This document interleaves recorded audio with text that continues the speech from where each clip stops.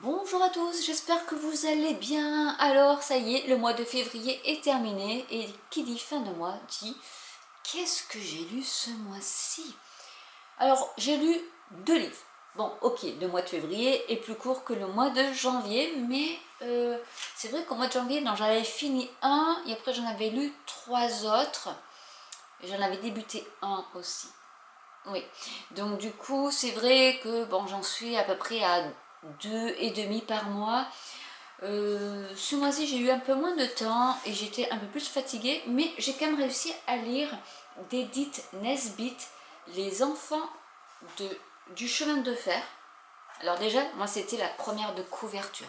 Alors c'est un livre qui est plus pour les enfants, on va dire 10-11 ans, je ne sais pas à partir de quel âge on peut le lire celui-là, mais en étant adulte, on peut le lire aussi. C'est l'aventure de 3 frères et sœurs, donc un garçon et 2 filles, qui sont amenés par la vie à aller vivre en campagne et qui vont se prendre d'intérêt au niveau du chemin de fer qui passe pas très loin de chez eux. Et en fait, les chapitres sont divisés en mini-aventures où ils vont faire plein d'actes de courage. Et ça nous plonge quand même dans le fait que les enfants qui se retrouvent un peu pauvres alors qu'ils étaient riches de base vont faire des bonnes actions et malgré des fois les petites erreurs de parcours, ben, ils sont super courageux et même ont des actes de bravoure. Donc il y a des petits chapitres comme ça où on montre chacun des 3 enfants qui fait un petit acte bénéfique et vraiment très charitable. Et c'est vrai que c'est plus axé pour les enfants, mais je trouve qu'en tant qu'adulte, on peut le lire aussi. Ça nous ramène un peu à notre âme d'enfant et ça peut aussi nous donner une petite leçon de vie. Donc j'ai beaucoup aimé ce livre qui se lit assez rapidement et bon, oui, c'est assez gros, hein, c'est écrit assez gros et chaque chapitre, alors vous avez même des petites choses comme ça parce qu'ils écrivent des lettres et du coup il y a des changements d'écriture, de police et vous avez pour chaque chapitre une petite illustration. Donc j'aime beaucoup ce style de livre et là j'ai lu Les Maîtres du Temps de Stéphanie Janicot. Et celui-ci aussi, waouh!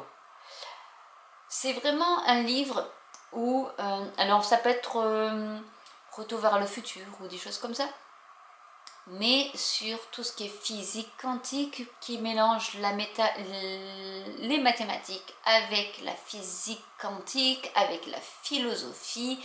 On se retrouve avec Isaac Newton quand même qui essaye de créer un tout, enfin de retrouver le tout, de le, comment on dit, de l'identifier ce tout, et il se passe des choses.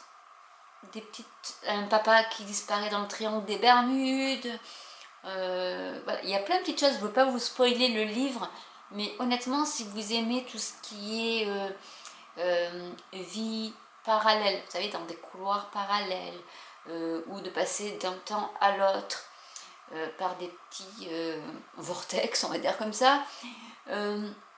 C'est toute une théorie là-dessus, sur la membrane, sur les cordes des membranes, sur la 3D, la 5D, etc. Honnêtement, il est assez sympa à lire, je trouve, et facile à lire. Et c'est une façon de voir un peu plus différente de ce qu'on peut voir d'habitude. Et voilà, Les Maîtres du Temps, je sais qu'il y avait un livre, une série sur Netflix qui s'appelait Les Voyageurs du Temps. Ça me fait penser un peu à ça, mais honnêtement, c'est super agréable à lire. Je vous mettrai les liens en barre d'infos de ces 2 livres, si ça vous intéresse, pour pouvoir les lire. Mais ça, pour des vacances ou de la détente, ces 2 livres-là, ils sont bien, je vous les recommande. Je ne regrette pas mes achats, parce qu'honnêtement, ils sont vraiment très très bien. Et je ne sais pas lequel je vais lire en suivant, là, mais là déjà, ces 2-là sont très très bien. Donc si vous ne savez pas trop quoi lire en ce moment, ben voilà, je vous conseille ces deux-là. Donc c'est deux choses complètement différentes et à l'opposé.